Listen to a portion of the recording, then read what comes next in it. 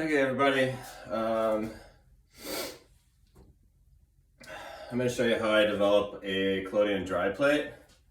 So I really only need one tray, clean tray, distilled water. I've got 1,300 milligrams of distilled water and 4 grams of pyrogallic acid and 28 grams of citric acid. Mix that up really good in distilled water. This is going to be my pouring bottle, and the eyedropper is to add silver nitrate. So this is just my stock silver nitrate that I use for shooting plates with. You don't need much. So and so I'm going to start by just taking distilled water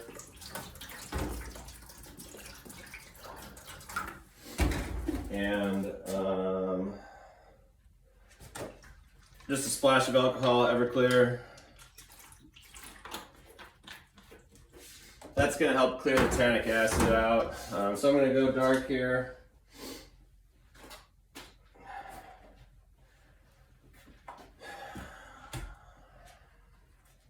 Get my plate out.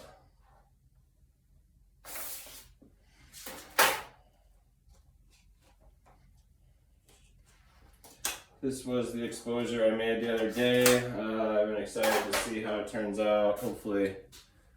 So I always like to inspect the plate prior to starting. You shouldn't see your skyline or any part of the image prior to developing. If you have, you know you've overexposed. And unfortunately, I do see my skyline. So that is an indication that this plate will be overexposed. It was one of those shots where, you know, it's cloudy bright. The sun is coming in and out, a little bit here, a little bit there. I would have liked it to just remain cloudy. So I'm going to develop it anyway, just to see how it turns out. So, but I'm 99.9% sure that this image will be overexposed and not usable for any sort of contact printing. Just because the density will not be there. But we're going to do it anyway. I'll show you the technique. I start with just about 300 mils in a beaker, and I like to add 4 drops to start. You want to slowly incorporate silver to a plate. If you add too much silver, too quickly, it won't develop properly. So we want to make sure that alcohol is cleared out of there. Otherwise, that can cause problems also. I'll give one more rinse after another minute, and I'll start the development.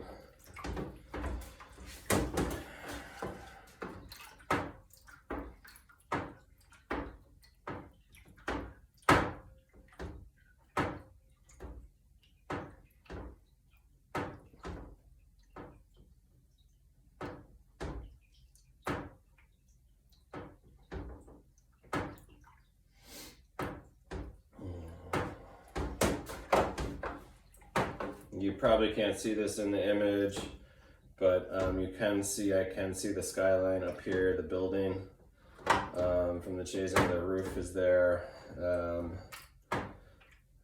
but so we'll see how this turns out. I believe this was a 10-minute exposure at f9, 300 millimeter. Which, you know, probably should have been closer to probably 7 or 8, 6 or 7 minutes.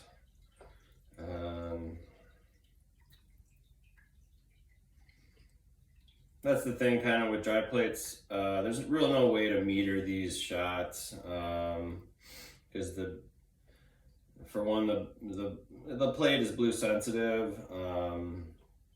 It's really by experience, and knowing it's a feeling more than anything. You kind of guess based on conditions, based on what you're shooting,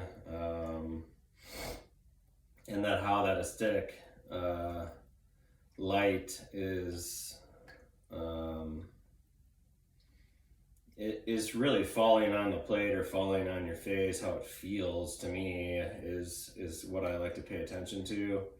And then I'll write those notes down. Like as I develop this image, I'll take notes, because I made notes on the exposure. As this batch progresses, hopefully this batch, every time you go out and shoot something, the next time you use that lens and you have something similar, you have something to compare it to or adjust your next exposure. And kind of as the season changes, the exposures change because the UV index gets higher. The collodion may age, all sorts of different things. So you're just gonna start, pour this on and off. You always want to kind of change where you pour the pyro on and off. So otherwise you're just getting it on there, moving it around constantly, and pouring it back in. You can reuse the pyro, so this capture base in here, I will reuse this as it kind of builds up. As soon as it starts to turn brown or dark, we'll discard it and use fresh.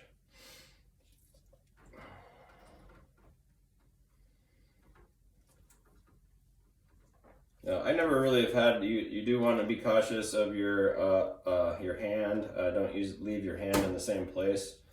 The transfer of heat from your hand can create density buildups on the silver because the silver does react to heat. One other trick to add density to a place is to actually breathe on it with your mouth or with warm air. Will react with that silver. So that's one thing that's really nice about using pyro is that as you develop the plate, you can target areas that may need more density.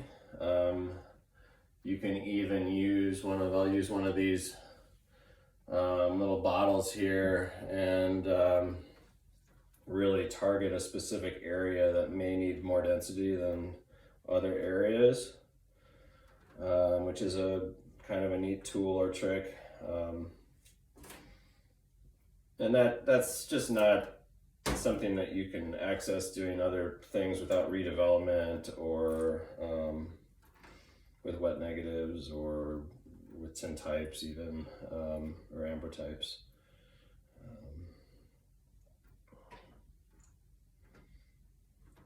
Takes a little longer because you do have to sub these plates with albumin. If you forget to sub a plate and try to develop with pyro, the image will just it shrinks the collodion slightly, and so it won't stick to the glass. It won't hold. No matter how clean the glass is, it's required to sub the entire plate. Some people will sub the edges. I never really understood that. It's just as easy to sub the whole entire plate than it is to sub the edges, from my experience. So just sub the whole plate.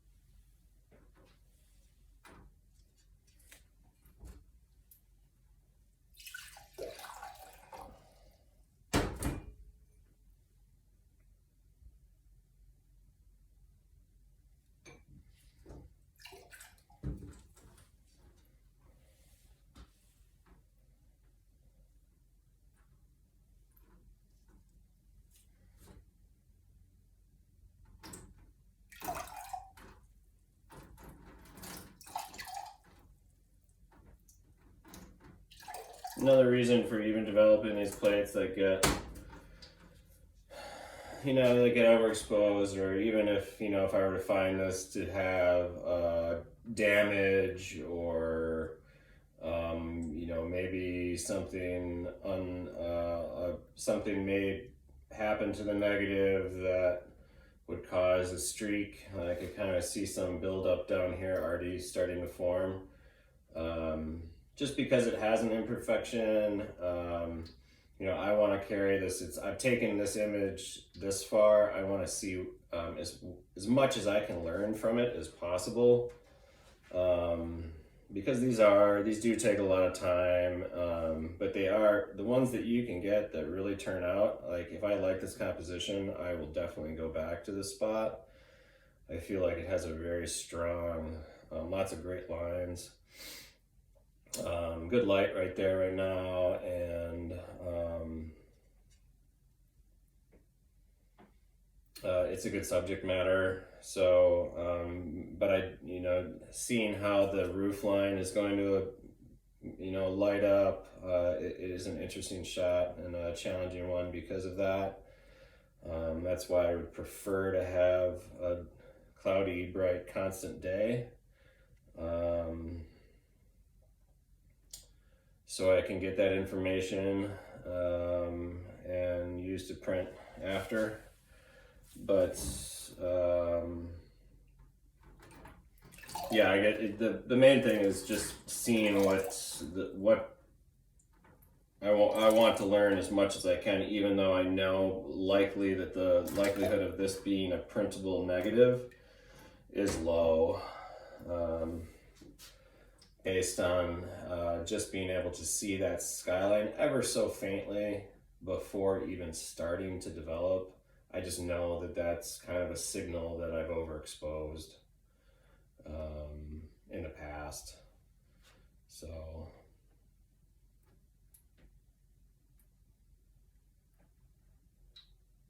you never know. Sometimes things can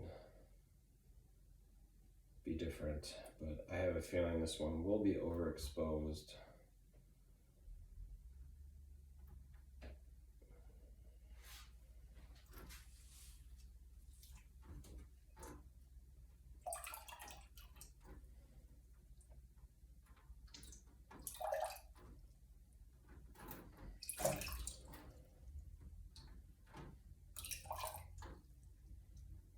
So the image is starting to appear a little bit better here, especially the skyline, the building's line. Typically, with pyro, you don't want to see anything appear for at least around the 5, 6, 7 minute mark. I like to see something start to appear and the scene slowly builds. Generally is what I like. I'm looking for, and I know that I'll be able to build that density the way I want it.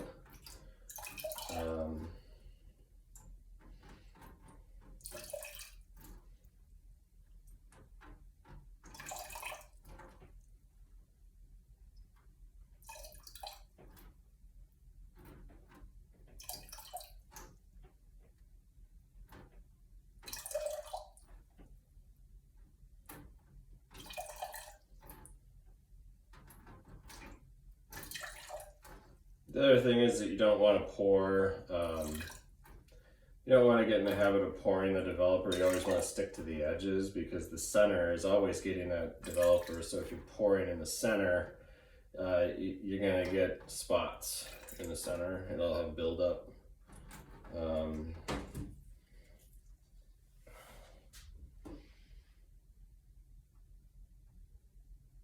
Really interested to see how this Jim Dine sculpture photographs also. It could be one of these things too where the sky might get blown out, but then I might have the right density along the bottom and may be able to crop the image to be usable.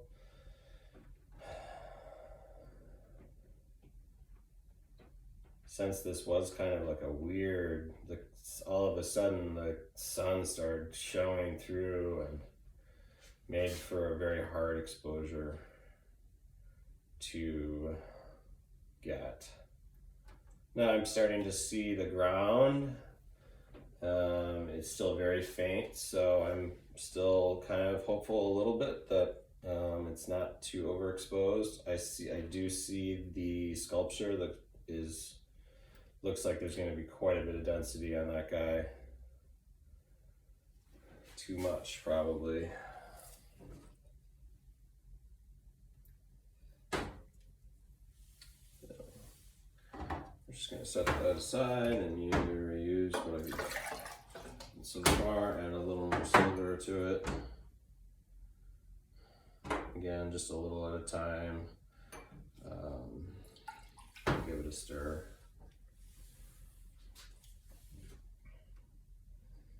One thing you kind of just learn with using this development process is just to take your time more than anything.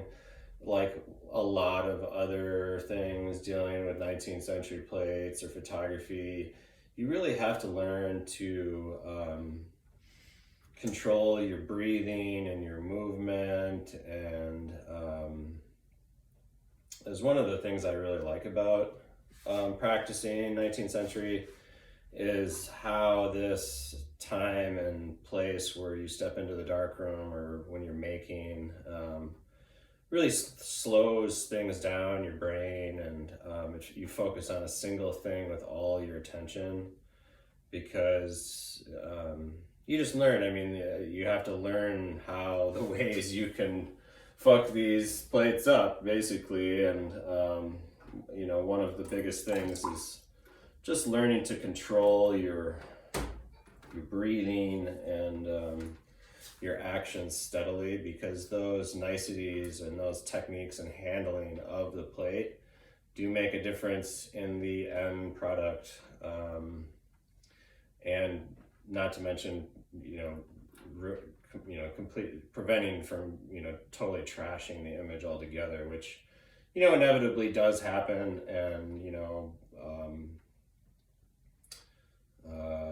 you just try to, take back when those things do happen, that you just step back and try to learn from it as much as you can.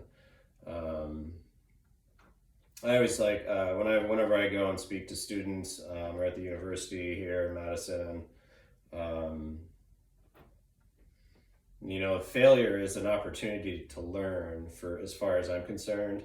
And I really truly believe that, if you're not experiencing failure at some level in your life, that I think, to my mind, that you're simply not trying hard enough. You're not pushing your boundaries of what it is you can do.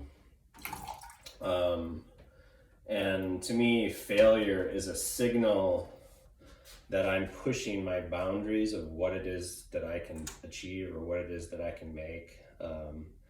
And how can I learn from those? And so I don't necessarily think that failure is a bad thing at all. I actually encourage, to me, it's a signal that I'm pushing my boundaries and finding and trying to learn from them to overcome those things. That reward to me is worth the risk of trying failure and repeating and seeing if it's achievable, or I just if you try something and it doesn't work out, and you can evaluate, well, this didn't work, maybe I can do something else to make it. How do you troubleshoot that thing, or how do you identify what went wrong? Those are teachable moments. Those are learning opportunities.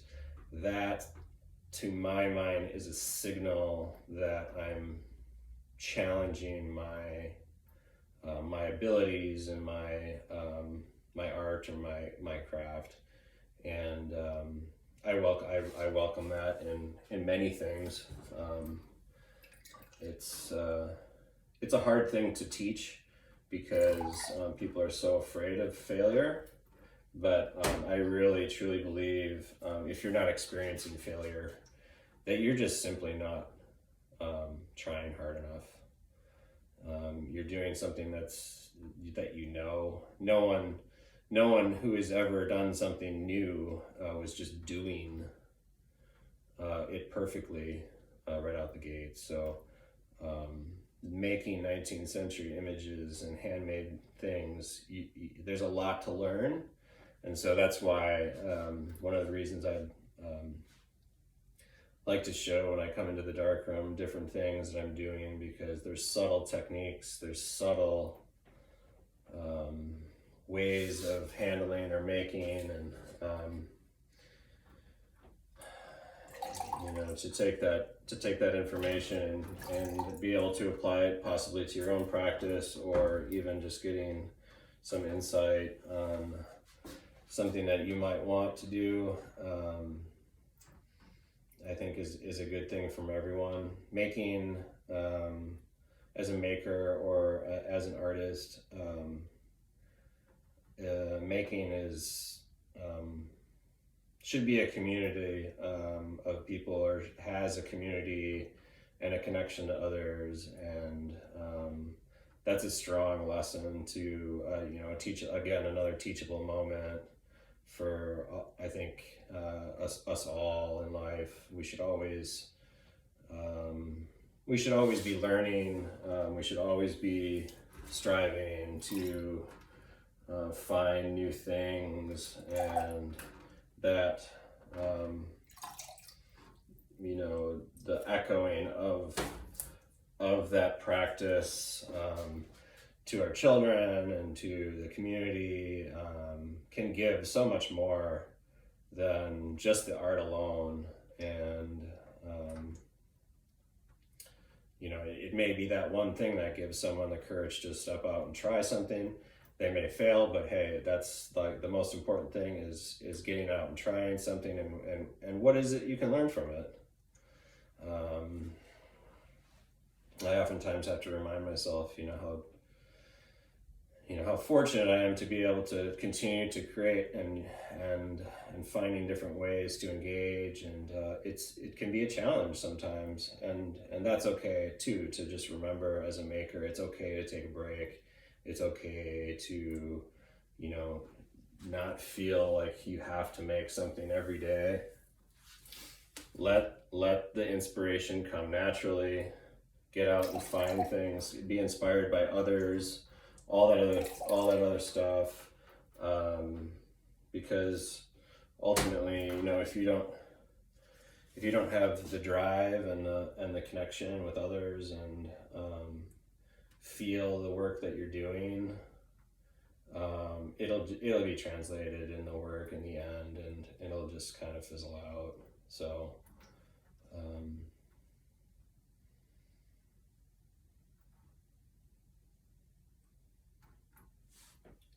oh wow, okay, so I'm starting to get more density coming in here.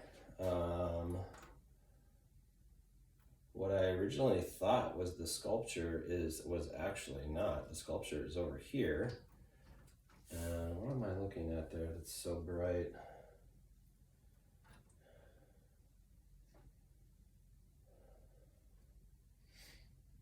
Looks like the entrance, or it looks like there's something reflecting strongly along the new music building.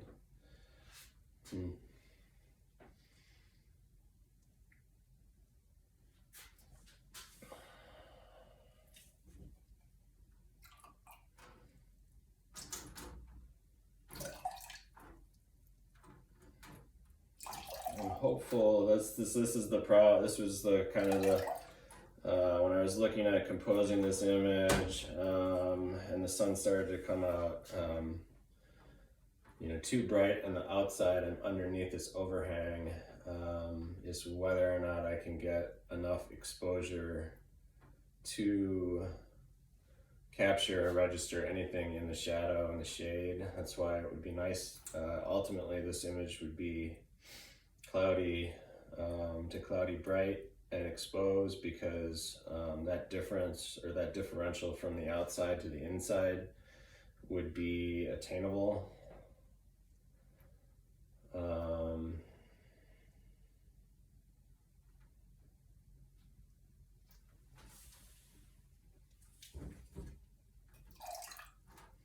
So I'm going to start to dump more developer and pour a little bit more off of this top corner because it's lacking information right now.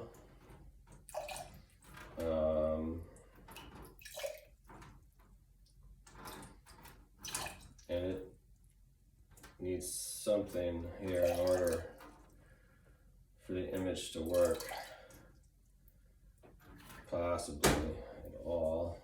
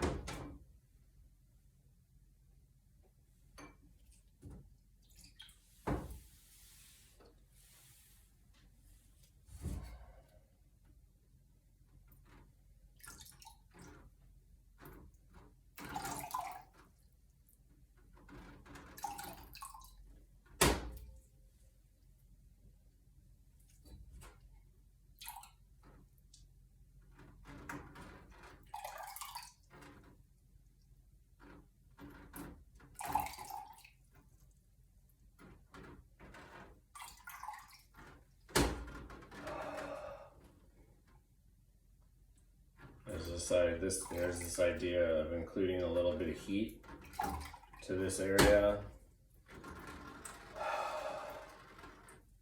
as I develop to try to encourage that silver to start to develop or propagate more.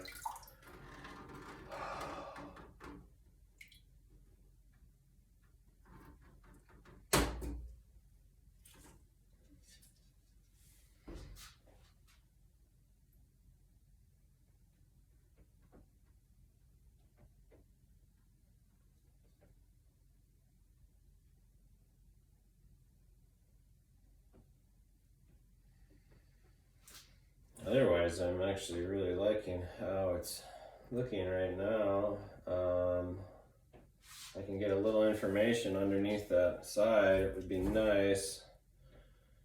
Otherwise, it's just going to be really dark.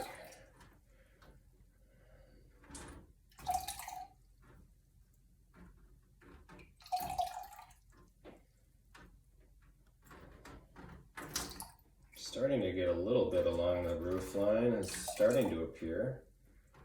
So, let's see.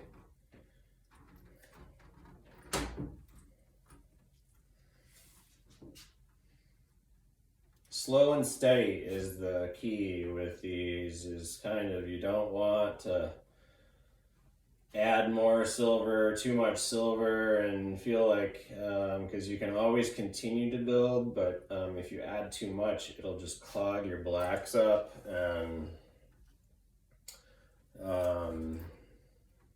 it'll just fog over, basically. You won't get any contrast. So I typically will be developing these guys even when I have like a great exposure. I'm, into the 35, 45 minutes to develop one of these. I like to take it nice and slow. I could, you could probably speed that up a little bit, but I like to just kind of watch them and slowly develop them. There's no like, you can do it too fast, but you can't do it too slow, I should put it that way.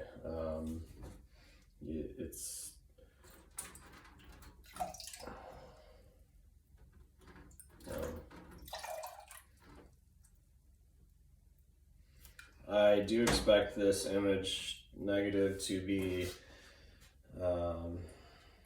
very orange or red.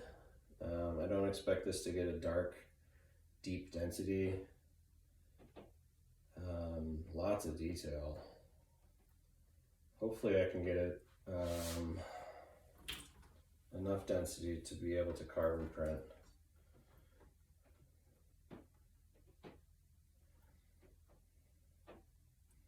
Starting to see some information on the other side of that sculpture, which is good. A little bit of separation there.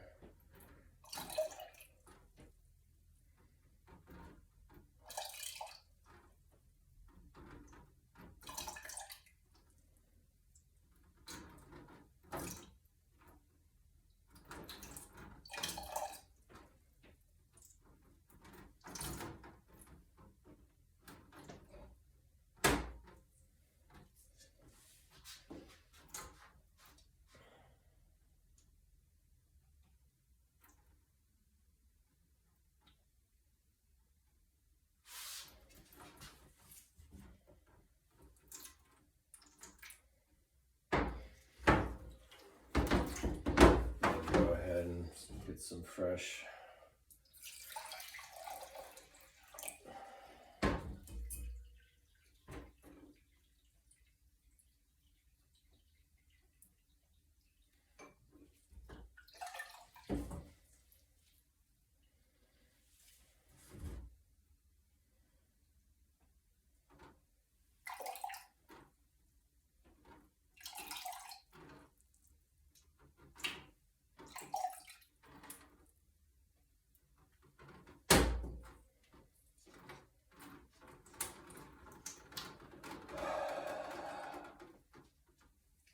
again, breeding on that area to try to get a little more density, a little more information in there.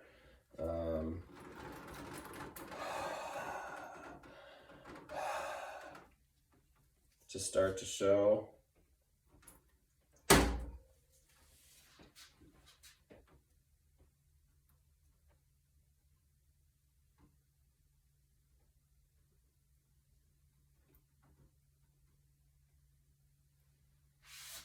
Otherwise, I'll start to look through the negative at a light source to judge and gauge that density, is how I do it.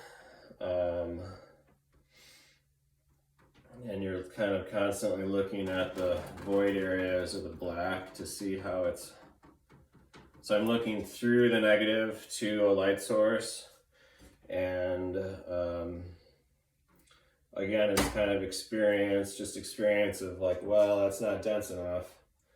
You know, keep going. And that sort of is a tricky thing with negative making, is learning, you know, what's a printable negative? What do you need in the negative, depending on the print process that you're gonna choose to want to do. You know, what is required of the negative. And you gotta just kind of, a good way to do that is doing an exposure test. And lots of practice, really.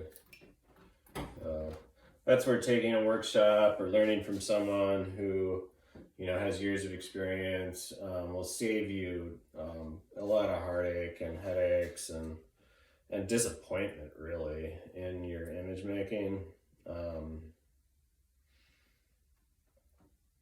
I found is, you know, I do like doing things sometimes on my own, just trying, but you know, getting that instruction from someone who has years of experience is, to me, is totally worth the investment.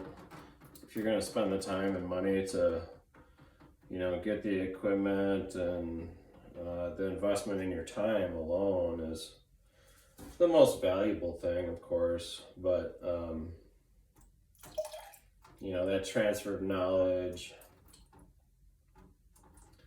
and enjoyment of kind of learning from others is you know, again, it's a life opportunity. You find something that you're interested in, and you may not take it on or use it, but like, I think having a hobby or having something that you make, that you can have this creative time and experience is, it's definitely a life lesson I hope to pass on to my son, because I think it's an important aspect of life, really. It's just, this is what keeps me sane. It's what keeps me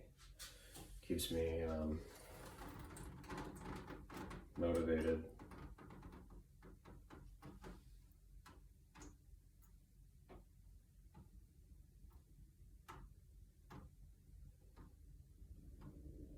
I got a nice clean negative. I'm going to continue to develop, and I'm going to start to target this area a lot more, because it looks like my silver is, I've noticed that my silver has turned cloudy in here, which means it's got some iodide. So this is my leftover, or I'm gonna get some new silver.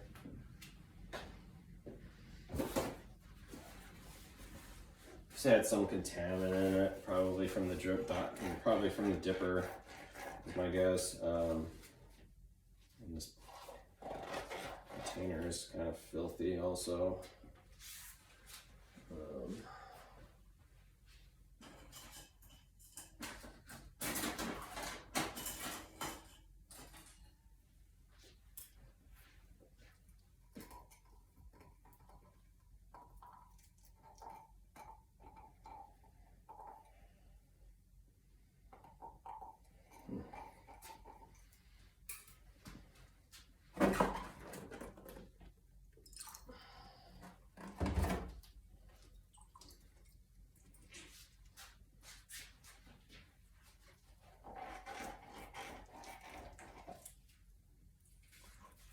Better.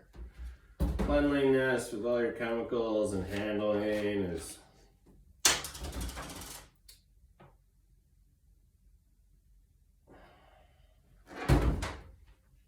a big learning, and you know, so another thing is to, you know, a lesson in a lot of things, not only just this, but to me, if you don't have a clean, oftentimes when I start creating, you know, cleaning is normally number one step, because I personally feel I have to have a clean space to create. So I'm starting to target this area more. Of course, I'll run it over the whole plate just to keep it wet, but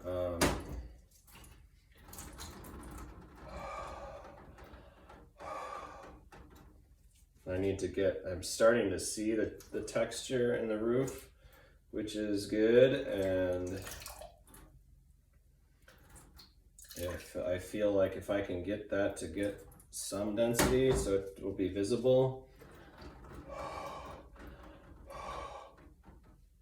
I may have a chance of getting this negative to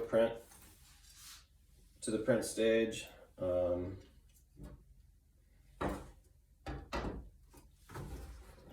You can't add information to a void area. You know, it has to have information.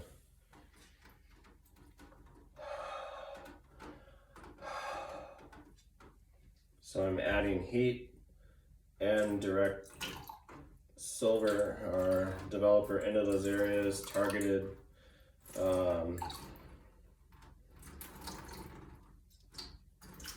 Probably 2 or 3 times as much the other parts of the plate, because I want to slow the development on the other parts of the plate while I'm continuing to develop this needed area on the plate, if that makes sense.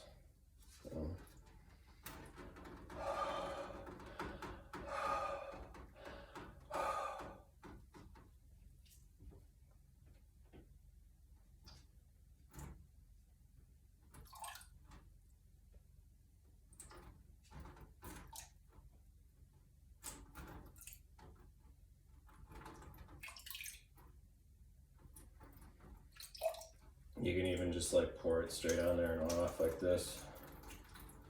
Is a way to get it targeted like that.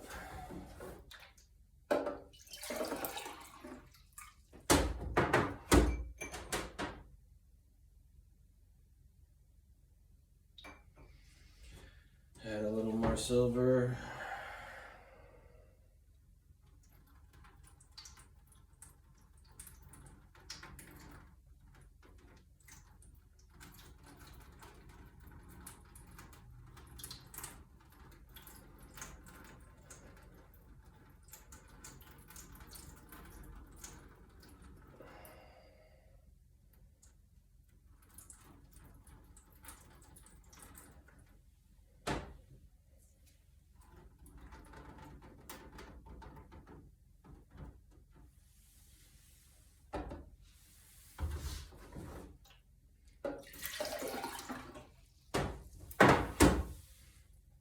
So even though you can see this image quite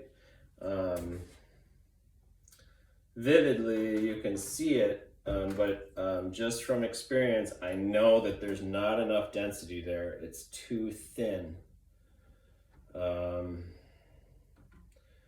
So I'm trying to catch this area up to the rest before I go and finish the rest of it to try to get that extra density in the rest of the plate.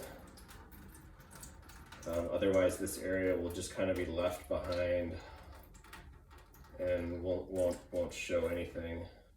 So I'm just giving the rest of the plate a little bit of developer so that it doesn't dry out.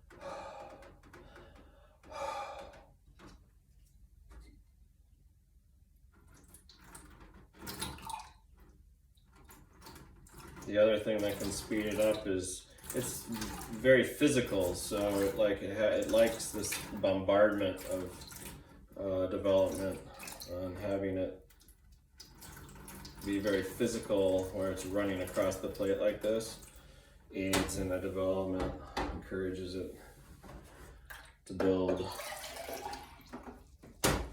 If I were doing that to the whole entire plate, the parts that had more exposure would be way overdone.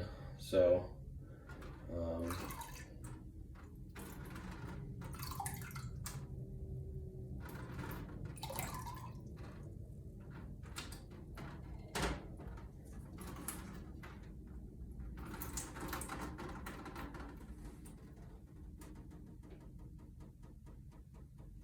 yeah, well, the skyline is there. When I look through the image, you want the dark areas to be void. And once those dark areas start to clog, you really can't do anything.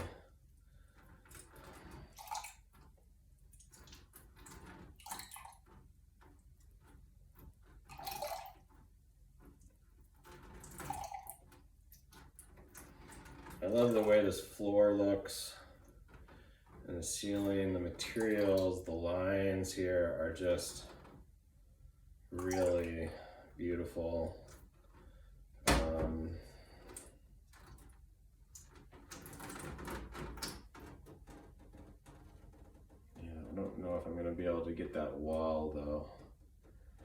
can see the lines in between and I can see the window clearly, but this information in here, I just don't think I'm gonna be able to get anywhere near a printable, or the ceiling. It's just too, it's there, but it's very faint right now.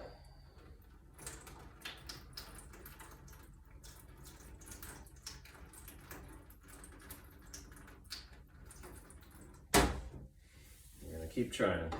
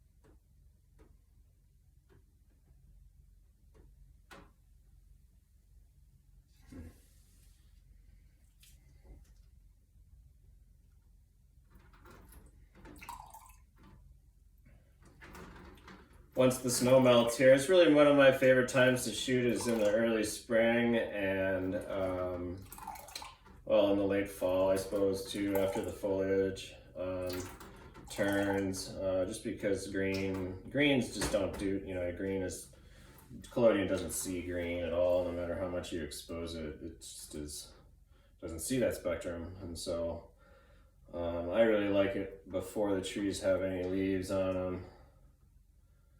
And the snow, but the snow is the other thing. The snow's got to be gone because it's just too bright normally. But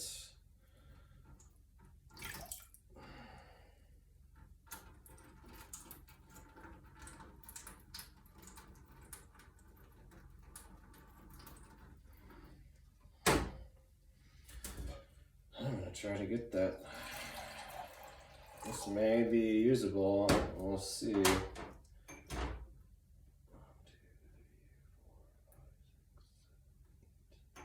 I'm up to about 8 drops and 300 mils here.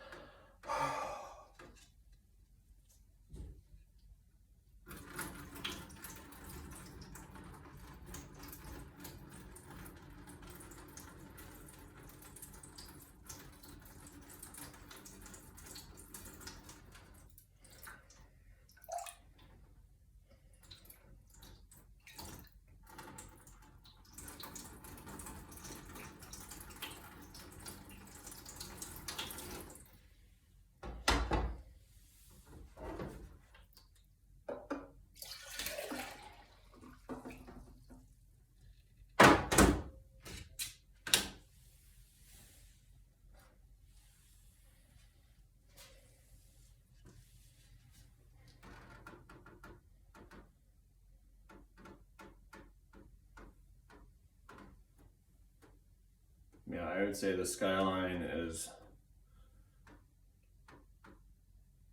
at its density. Anything more up in there, it's going to start to clog up, and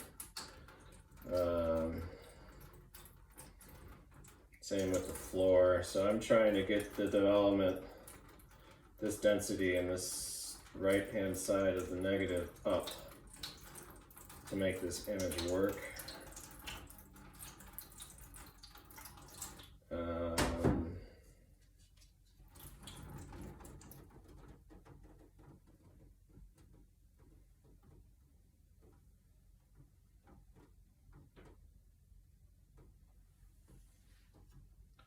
There's just not enough information there right now.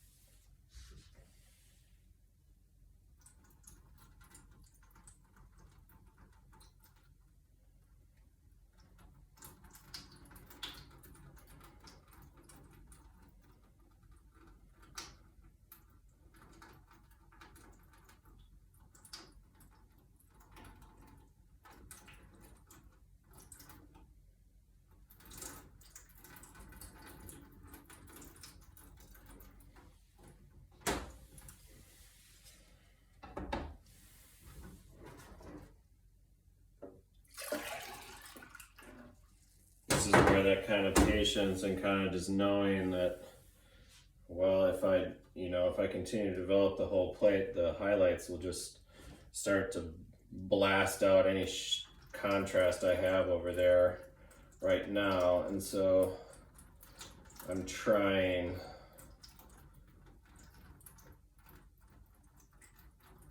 this technique of target development in hopes of trying to save the plate.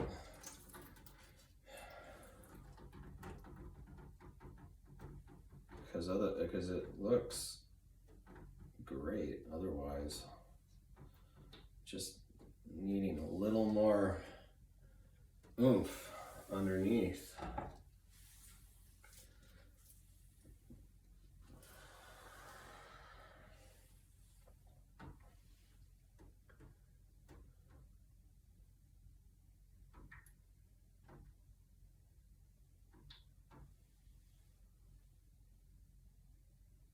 Go back and just do this. Just the sculpture is really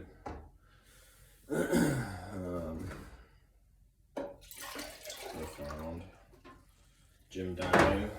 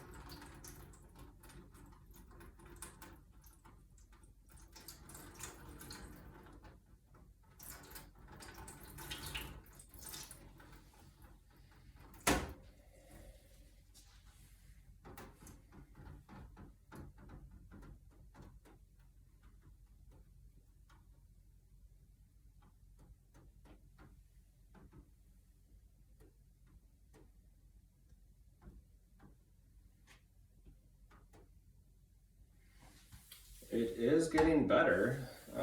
This is kind of where patience kind of comes in. And I need to kind of constantly remind myself to just kind of slow down and keep doing what you're doing, because you always have to observe, to be a conscientious observer is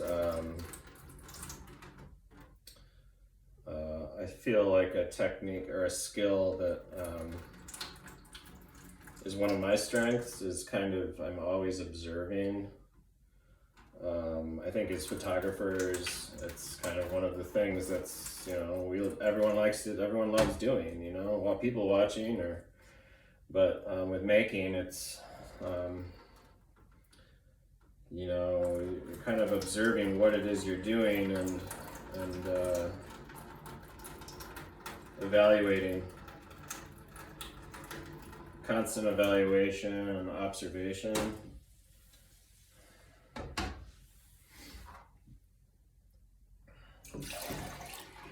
That's where I think a lot of like this idea of concept versus, you know, that Ansel Adams really kind of is famous for saying the difference between making and taking of an image has in it is more observations are made when you make an image versus taking, which is you know, kind of stripped away by digital in a lot of ways. It's done after the fact a lot, as opposed to making an image. There's there's more observation to do as you're evaluating. It's I feel that isn't correctable after the fact. So what I mean by that is with digital, you can always start over and redo the effect or change the effect to an infinite degree, as opposed to, you know, making a physical image. You have to evaluate and choose the direction that you want to go, because once you go down a path, it's, you know, difficult to, if not impossible, to reverse. It's not something that's if you want to change the way it looks, you got to do it again. So those lessons I feel from making versus taking have an impact on how you see and how you look for something when you create, as opposed to just blindly shooting and going wherever your shutter or nose kind of takes you, which can have its advantages as well, don't get me wrong. I mean, I love the hunt of digital and where it can get you, and how a camera it is that you can use. How can you use that medium to interject a voice or interject what it is you see and how it makes you feel. There is no difference, as far as I'm concerned, between digital and analog in that sense. I simply just, I'm trying to distinguish the difference, or distinguish to the viewer that may not have ever made an analog image, and how that one small simple word, make versus take, impacts how it is and what it is that you see and look. That's all. I'm kind of, you know, have made awarenesses of my own self. Making versus taking is a very distinct difference.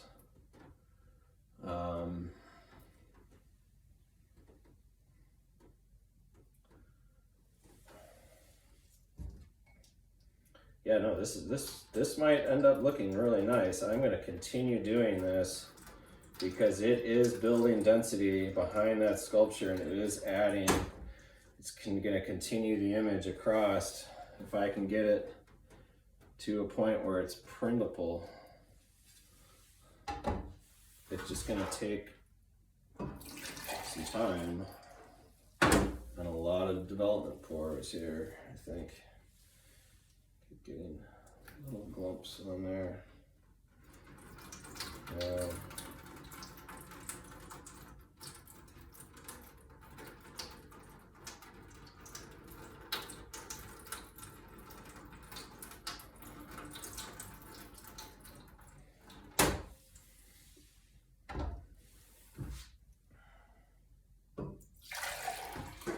We're gonna slowly build up, up, up.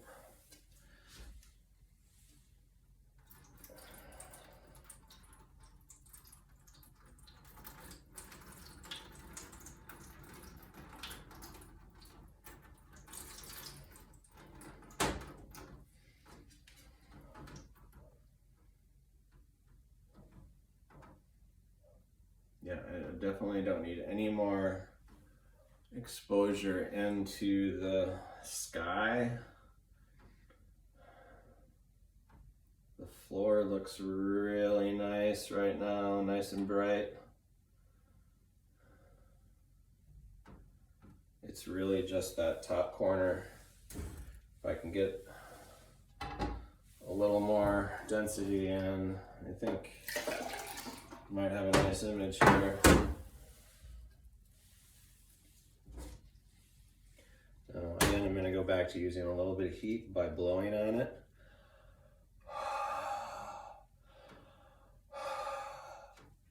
And then physical development by dumping developer on it.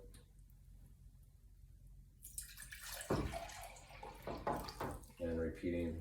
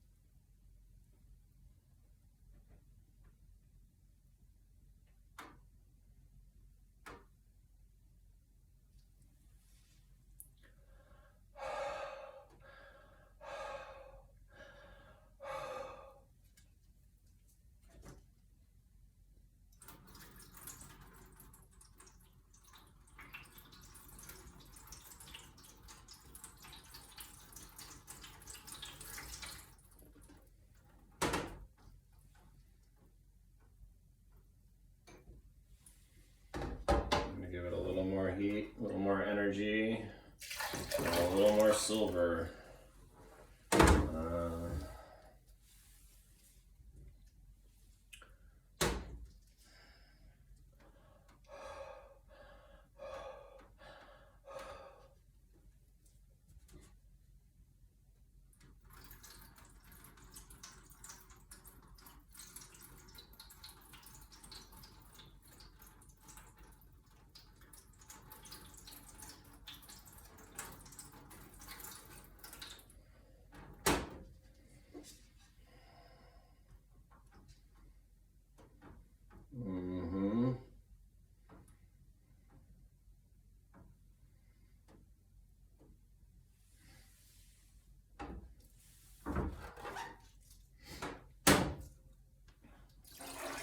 This is slowly building information into that corner, and I'm keeping the rest of the image looks great.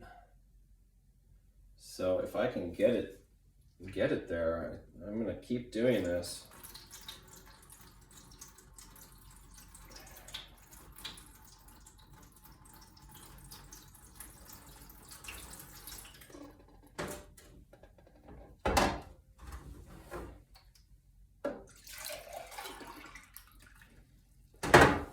Over and over and over.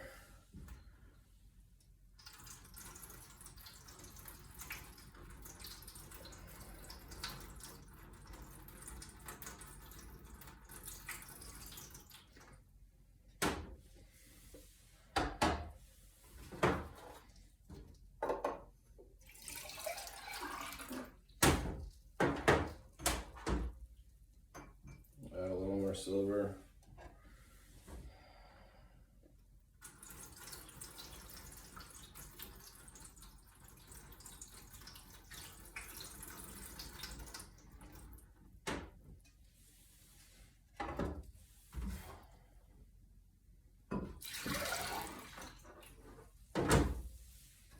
So every time I'm doing it, I'm kind of evaluating to see, is it doing anything that's worthwhile? And it is. It is actually building into that corner. And since I'm keeping the rest of the plate relatively dry, I'm not developing that part of the image, which is really awesome about using pyro. I mean, it's just as, love this way of developing.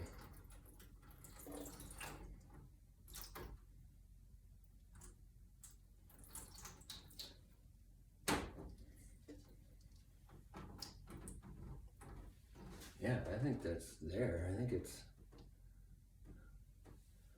subtle.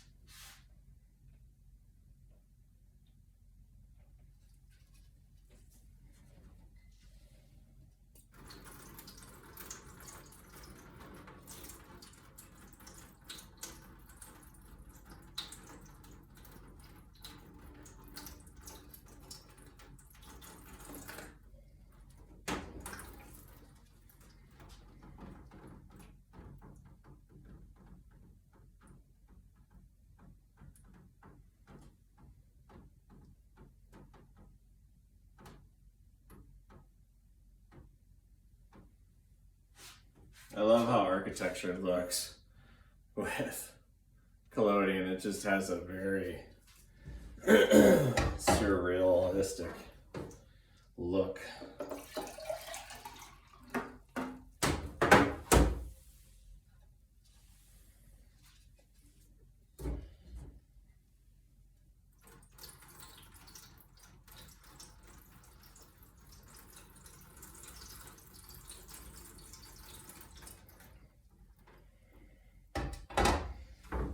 I could do this probably 15 or 20 more times.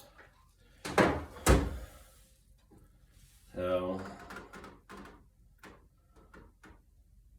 it is working. It definitely is working, and I think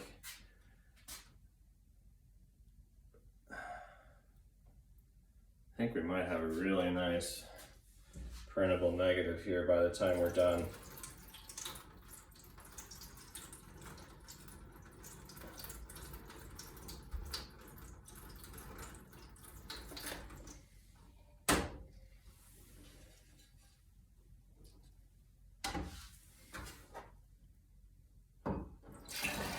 We shall see.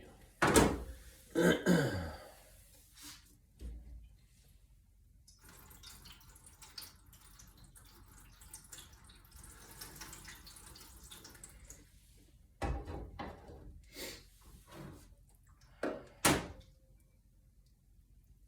going to add a little more silver.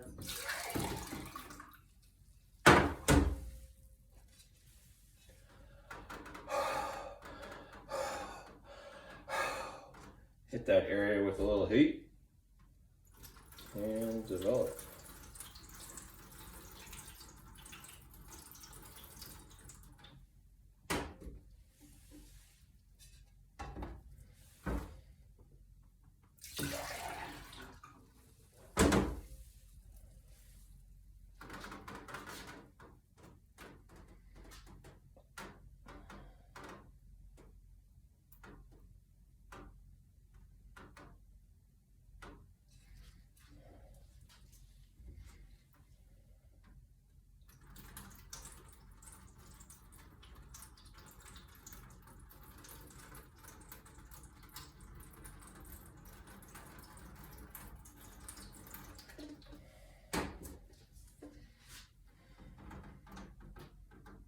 Okay, the floor and the skyline are at its maximum density right now. I think it's just a matter of whether or not, I guess, I got enough into that void area to register when I fix this out. Which is really kind of, otherwise it looks amazing, the detail back, all the way back in. I got a nice focus, it was a nice calm day. I'm not sure how much more I can do here. Definitely don't need any more development on the highlights right now. The building will disappear.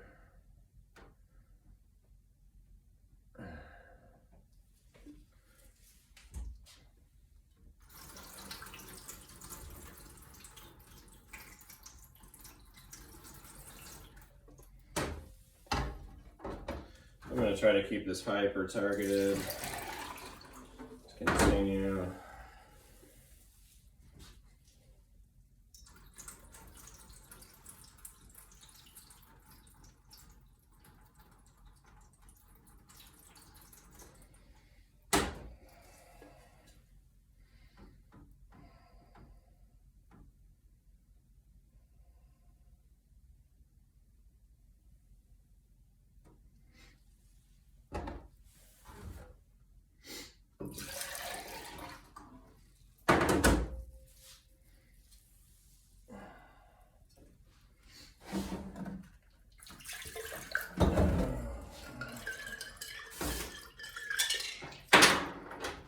That's kind of sitting. I'm gonna get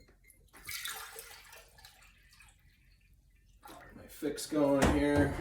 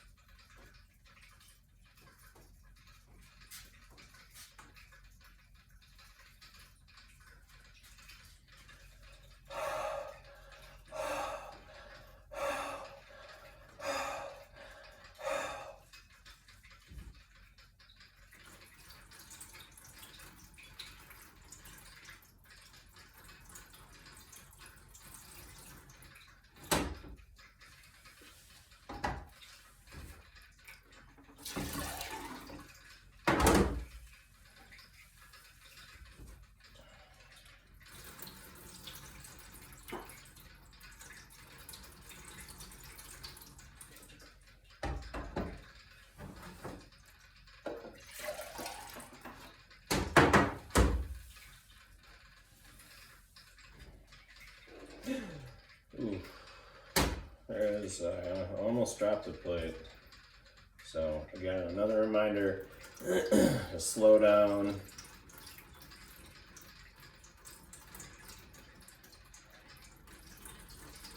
Sometimes we get excited when things speed up a little bit, and that's kind of when mistakes happen. It's not a photograph until you print it. There's still a considerable amount of risk to the negative. It has to be varnished, it has to be washed, dried. You know, things can happen. I've seen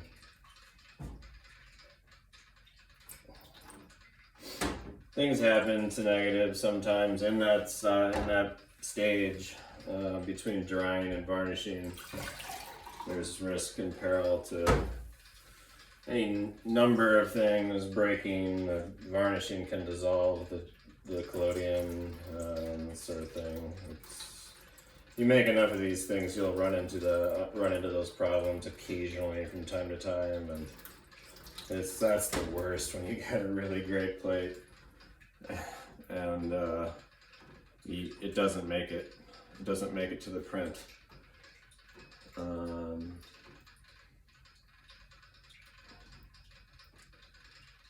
I'm definitely feeling more excited about this negative as it is progressing. I'm probably I didn't start the timer at least 50 minutes. I didn't start this video, so I'll be able to see when I'm done here how long it took. And once I fix it here, which I'm gonna do here shortly, I think I'm gonna stop here shortly, just because the highlights are to the point where if I go any further, I'm gonna have problems on that end of the spectrum. I'm gonna have a different problem. So, but otherwise it's looking nice. I've been able to keep the void areas on the other side looking relatively clear, I think, and I've really been able to continually just build density into this area that needs it the most. It's got information there now, almost all the way up to the ceiling. I feel like it's usable.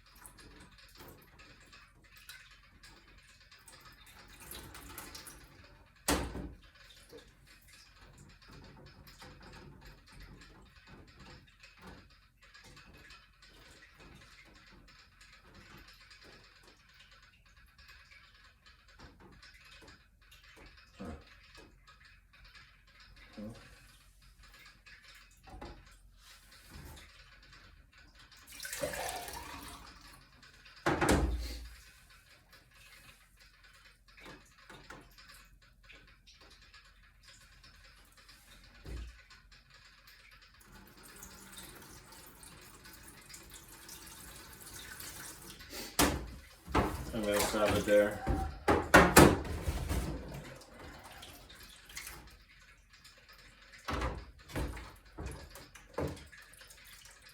And then you want to just wash it in distilled water. Oh, I give it a 7-minute rinse with agitation before developing. A couple changes of water. And we'll see how that turns out in a minute here. Another thing that I could do,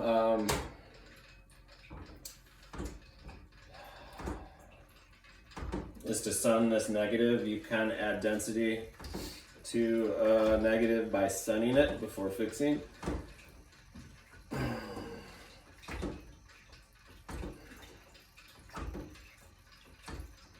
Not sure if this would be a good candidate to do that with, because the problem I'm going to have is that the density is built up over here, and the part that that's over the overhang, I basically forced and pushed development by targeting that area with the pyro for quite some time, as you saw. The risk is that this part becomes too dense, and this part, if this part is too dense, I'll have to overprint to get there, and or add more density graphite. So I think I probably won't do that.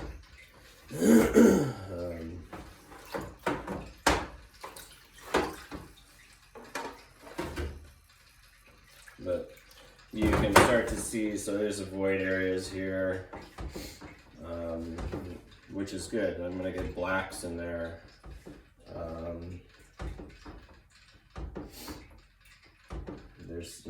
You'll see them, there's void areas up here. Where you expect to see it, and then down in the sculpture, which you can't see right now. Once we develop it, or fix it here, I'll put it on the light table and see how I did.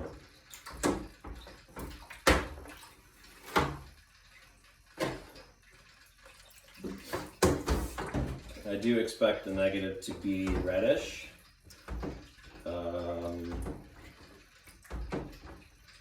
Which in the printing that spectral density is a sign of development and exposure. The bluer the negative, the larger the silver particle is an indication of underexposure and overdevelopment. Physical density does not trump spectral density. So spectral density is really what you want to achieve, because it'll sharpen it. Actually, you have a sharper image in the end. And that's a very complicated, kind of hard thing to see the difference in. We just kind of have to have lots of different negatives and identify them. So, because red blocks light with silver, so that spectral density is good.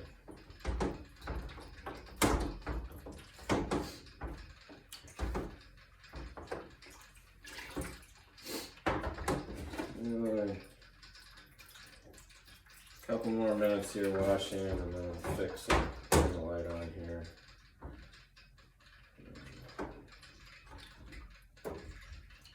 Take a look at it here while it's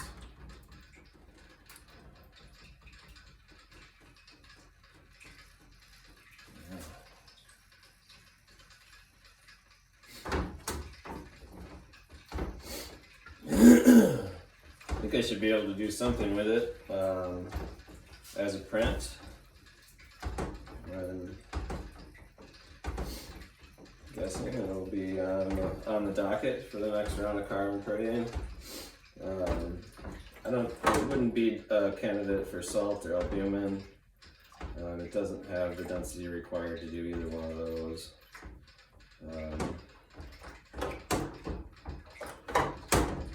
That's what's kind of fun about carbon printing. You can adjust your tissue to different flavors of negatives, and it makes it very versatile in the making process.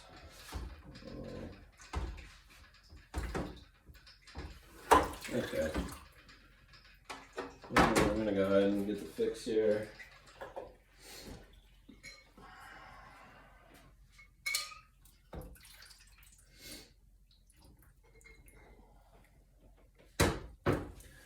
Oh, we'll give it a fix for 6 minutes here. Vegetation, and then we'll be able to take a look at it under the light.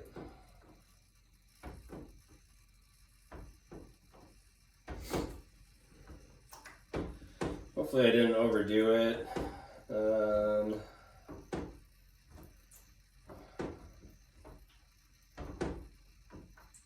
The risk is, hitting that area so much that I'm gonna, strip out the contrast in that area.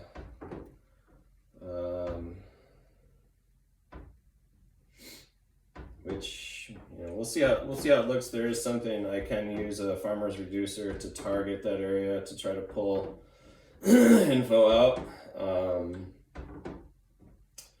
Which is also another really powerful technique and trick. I typically don't do it on negatives because it's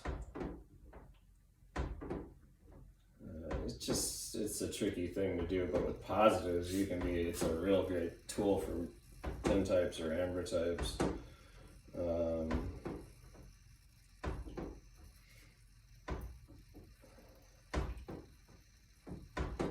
That'll be a different video someday. I only do those if you have never used a farmer's reducer.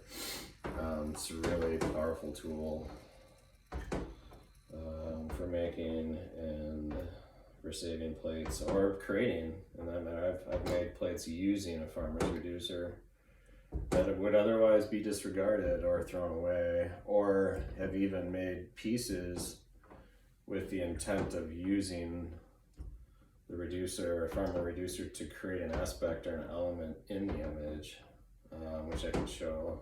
Also, I've used it as kind of like a rocket in an image that is out on display right now at Oz by Oz in Madison, down on King Street. Go and check it out. Let me know what you think if you're here in Madison. Say hello to Ryan for me, and always like to see Madison business owners support the arts.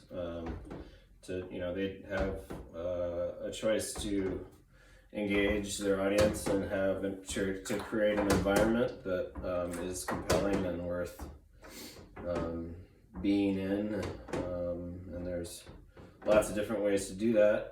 Art is certainly one of them.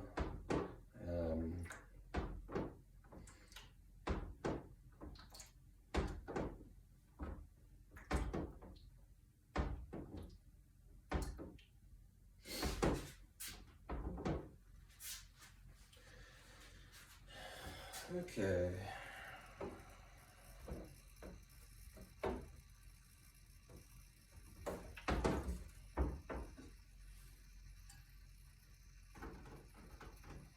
We got this plate fixed up here.